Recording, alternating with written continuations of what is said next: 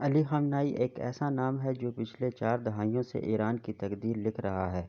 دنیا کے سب سے طویل عرصے تک حکومت کرنے والے رہنماؤں میں سے ایک، لیکن سوال یہ ہے کہ اقتدار پر ان کی یہ گرفت اتنی مضبوط کیسے ہوئی؟ آئیے اس کہانی کی تہہ تک چلتے ہیں۔ کہانی کی شروعات 1981 میں تہران کی ایک مسجد سے ہوتی ہے۔ اس وقت کے نوجوان صدارتی امیدوار علی خامنائی ایک تقریر کر رہے تھے اور پھر اچانک دھماکہ ہوا۔ یہ بم ایک ٹیپ ریکارڈر میں چھپا کر ان کے سامنے رکھا گیا تھا۔ ان کے حملے نے ان کا دایاں بازو ہمیشہ کے لیے ناکارہ کر دیا، لیکن جانتے ہیں انہوں نے اس لمحے کیا کیا؟ زخمی حالت میں مائیک پر آ کر کہا، اب بھی صرف ایک بازو کٹا ہے۔ اگر مجھے ایران اور اسلام کے لیے اپنی گردن بھی کٹوانی پڑی تو میں ایک لمحہ بھی پیچھے نہیں ہٹوں گا۔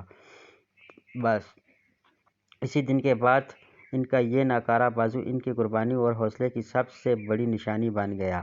تو پھر سوال یہی ہے کہ ایک غریب گھرانے کا لڑکا جس کے پاس ٹھنڈ میں پہننے کو جوتے نہیں تھے، آخر وہ 40 سال سے زیادہ عرصے تک ایران کا مطلق العنان حکمران کیسے بن گیا؟ اس کا جواب ان کی ابتدائی زندگی میں چھپا ہے۔ ان کی شخصیت اور حکمرانی کو سمجھنے کے لیے ہمیں ان کے انقلابی سفر کو دیکھنا ہوگا، کیونکہ ان کی طاقت کی بنیاد وہیں رکھی گئی تھی۔ وہ 1939 میں مشہد میں پیدا ہوئے۔ ان کا بچپن شدید غربت میں گزرا۔ آپ تصور کریں، پورا خاندان صرف ایک کمرے کے گھر میں رہتا تھا۔ اکثر راتیں بھوک میں گزرتی تھیں اور سوکھی روٹی کے ساتھ چند دانے کشمش کے مل جانا اس دور میں ان کے لیے عیاشی تھی۔ سردیوں میں ننگے پاؤں اسکول جانا معمول تھا۔ پھر 1960 کی دہائی میں ان کی زندگی میں ایک شخص کی آمد ہوئی جس نے سب کچھ بدل کر رکھ دیا، آیت اللہ خامنائی۔ آیت اللہ خامنائی اس وقت ایران پر حکمران مغرب کے حمایت یافتہ شاہ کے سب سے بڑے اور بے باک مخالف تھے، اور شاہ کی مخالفت کی قیمت بہت بڑی تھی۔ 1963 میں خامنائی کا ایک خفیہ پیغام جاتے ہوئے وہ پہلی بار پکڑے گئے۔ اگلے 15 سال جیسے اسی جدوجہد کی نذر ہو گئے۔ انہیں 6 بار جیل میں ڈالا گیا، بار بار تشدد کا نشانہ بنایا گیا۔ آخر کار 1978 میں ان کی سرگرمیوں سے تنگ آ کر حکومت نے انہیں 3 سال کے لیے ملک بدر کر دیا۔ یہ ساری جدوجہد 1979 کے انقلاب کے ساتھ ختم ہوئی، لیکن یہی وہ لمحہ تھا جہاں سے خامنائی کا اقتدار کے شکر تک پہنچنے کا بالکل غیر متوقع سفر شروع ہوا۔ 1981 یہ سال ایران کی تاریخ کا اہم موڑ تھا۔ لاکھوں لوگ سڑکوں پر تھے۔ شاہ ملک چھوڑ کر فرار ہو گیا اور آیت اللہ خامنائی ایک فاتح کی طرح جلاوطنی سے واپس لوٹے۔ انقلاب کے صرف 2 سال بعد 1981 میں خامنائی ایران کے صدر بن گئے۔ ان کی صدارت کا زیادہ تر وقت ایران اور عراق کی خوفناک جنگ میں گزرا، لیکن وہ صرف دفتر میں بیٹھے والے صدر نہیں تھے۔ وہ اکثر فوجی وردی میں اگلے مورچوں پر جاتے اور سپاہیوں کا حوصلہ بڑھاتے۔ یہاں ایک بات سمجھنا بہت ضروری ہے، اور ایران کے نظام میں صدر سب سے طاقتور شخص نہیں ہوتا۔ اصل طاقت سپریم لیڈر کے پاس ہوتی ہے۔ وہ مسلح افواج کے سربراہ ہیں، اور فوج، عدلیہ، میڈیا، خارجہ پالیسی، ہر بڑے فیصلے میں آخری اختیار اسی کا ہوتا ہے۔ 1989 میں جب آیت اللہ خامنائی کا انتقال ہوا، سب کی نظریں اس بات پر تھیں کہ ان کا جانشین کون ہوگا، اور جو فیصلہ آیا اس نے سب کو حیران کر دیا۔ 50 سالہ علی خامنائی کو نیا سپریم لیڈر منتخب کر لیا گیا، حالانکہ ان کا مذہبی رتبہ اس عہدے کے معیار کے مطابق کم سمجھا جاتا تھا۔ یہ ایسا فیصلہ تھا جس نے ایران کے مستقبل ہمیشہ کے لیے بدل دیا۔ اچھا، ان کی طاقت کو قائم رکھنے کے لیے خامنائی نے پورے دور حکومت میں ایک خاص پیٹرن اپنایا۔ جب بھی بڑے پیمانے پر لوگ سڑکوں پر نکلے، چاہے وہ سن 2009 کی گرین موومنٹ ہو یا سن 2022 کا مہسا امینی احتجاج، حکومت کا ردعمل تقریباً ایک جیسا ہی رہا۔ پہلے مظاہرین کو غیر ملکی سازش قرار دیا گیا اور پھر ریاستی طاقت سے اس تحریک کو کچل دیا گیا۔